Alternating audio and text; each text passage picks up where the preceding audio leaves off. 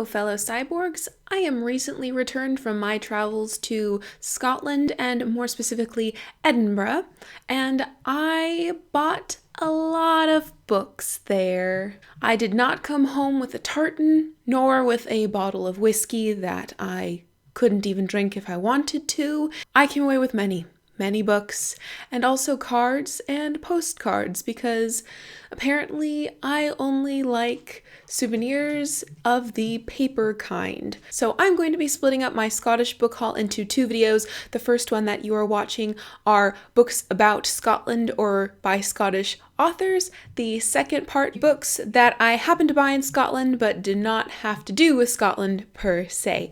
So without any further ado, let's get to it. While in Scotland, I did do the necessary whiskey tasting, and on the tour we received these little cards that are scratch and sniff cards. Actually, there are 4 main regions of Scotch that are created in Scotland, and the tastes of the whiskies are regional as well, hence the 4 little scratch and sniff areas. I really wish that this was smell-o-vision. Lowland whiskies, that's where Edinburgh and Glasgow are in the lowlands. They tend to have a more citrusy smell. Highland whiskies, which are the rolling highlands of Scotland, that's what people think about them, they tend to have like sweeter dessert sort of flavors to them. Then we've got Speyside, which is up by Inverness, and it's all around a specific river. I believe it's the River Spey, could be wrong. Tons of whiskey distilleries there. They do fruity sort of scents, so the scratch and sniff for this guy is banana, even though I thought it smelled like Twizzler. And then we've got the Island of Islay, which is a teeny tiny island, and it has 8 distilleries on it, and they make their single malt whiskeys very traditionally with peat smoke. Their whiskeys are very smoky. I'm not a fan. A lot of people are. I'm generally not a fan of whiskey, but I just thought, I don't know why I'm showing you this. Also, whilst I was in Edinburgh and doing all the touristy things, we went into St. Giles Cathedral, which is apparently not really a cathedral because of something to do with bishops and Protestantism. St. Giles seemed to be a really cool dude. He didn't really like humans. His best friend was a deer. One of his miracles was he, with the power of God, saved his dear friend from being speared with arrows by heathens, and then those heathens, so overcome with the majesty and the magic that they just witnessed, switched to being Christians. So cool beans. But anyway, there are some beautiful stained glass windows in St. Giles Cathedral, as in most cathedrals, and I bought a postcard of 2 of my favorites. Here they are. I don't know what they're called, but we've got Red Guy, which was really cool, and then Pretty Blue Guy. Dude, stained glass window postcard. I think the first major souvenir purchase that I made in Edinburgh was at the gift shop of the National Museum of Scotland. There, I bought 2 books, you'll get to see one of them in this video, and also cards! Look how adorable these woodland creatures with extra art in them are! I could not part with them. I think I'm going to frame them into like a quartet sort of thing. But yeah, so we got badger and owl, and then squirrel and hedgehog. So cute. And then finally, when I was visiting a couple of the castles, being Edinburgh Castle and Castle Urquhart by Loch Ness, I found these cards that are miniature prints of artwork that is a picture of said castles, but done in tweed and thread. So there's the one for Edinburgh Castle, the first one that took my money. Then we've got the one for the ruins of Castle Urquhart, and as you can see, kind of tweedy, kind of thready, very pretty. And finally, there's this fox, because reasons. So I'm planning on getting those 3 probably framed in a vertical trio. I don't know, but the card's pretty. And finally, what you actually came for.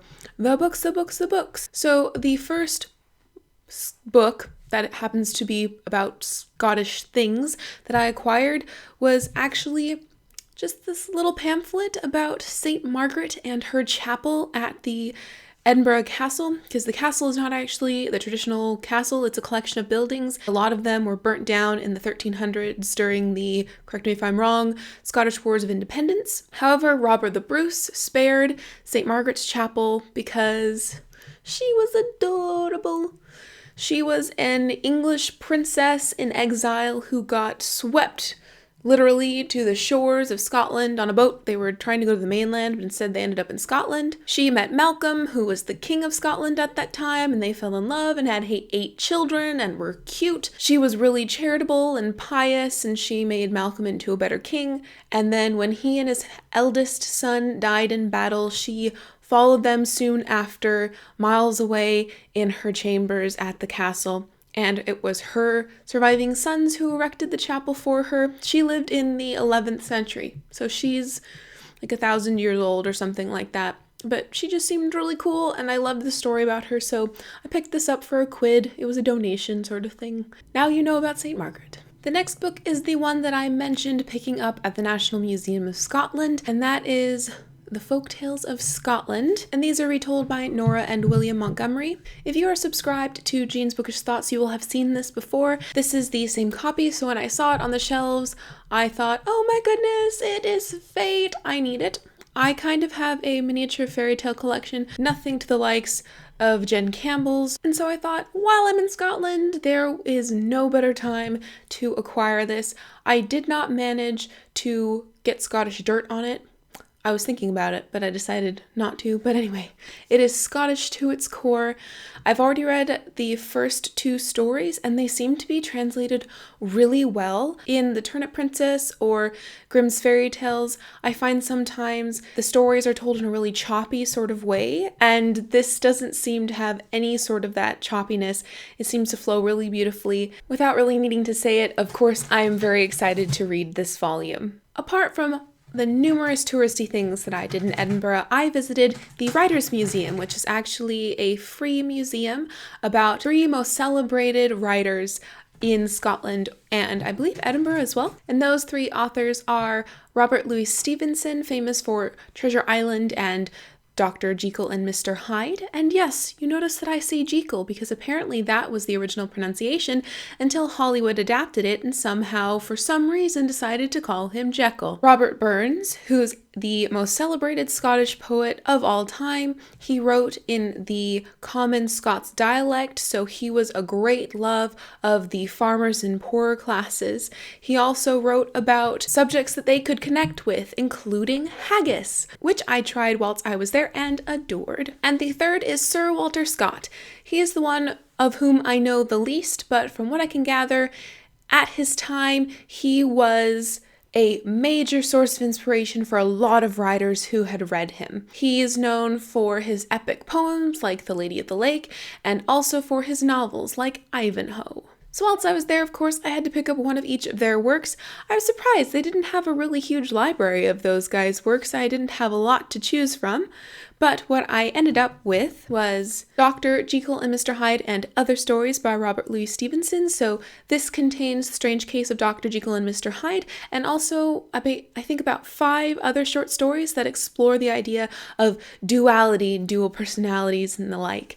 Edinburgh itself is a city of dualities being divided into the Old Town and the Georgian New Town, and it was a metaphor that resonated throughout my entire trip, and so I could not resist the opportunity to pick up a hard copy of some of those stories that explore that concept. I also picked up A Brush with Burns, which is a small collection of poems and excerpts of Robert Burns' poems paired with the paintings of Elizabeth Blackadder, who is a Scottish artist herself. So here's what it looks like on the inside.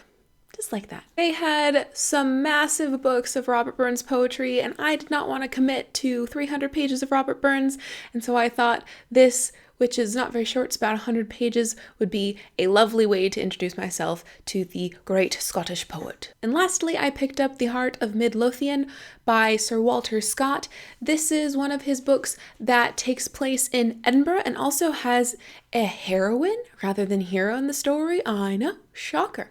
I don't know very much more about it. It takes place during the 1700s, during one of the many revolutions that happened in Scotland in response to mostly the English and themselves. So I'm looking forward to reading this and hoping to get a better flavor of what the city was like 300 years ago. That concludes the book haul of Scottish books that I acquired. Be on the lookout for part 2 of my book haul. Leave me in the comments down below one fact, or you think it's a fact, that you know about Scotland. Thank you for watching, and until next time, continue to be lovely.